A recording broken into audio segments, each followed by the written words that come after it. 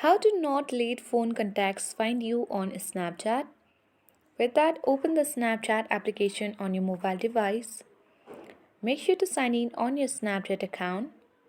Now you need to tap on the Bitmoji icon at top left corner of the screen.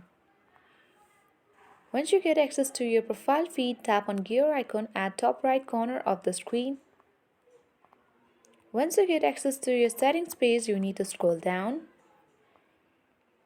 And on this account actions, you can find the option of contact syncing. Simply tap on contact syncing, and here you need to toggle off the option of share contacts with the Snapchat.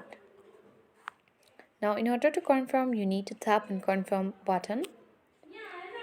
So doing so, this will not let phone contacts find you on Snapchat.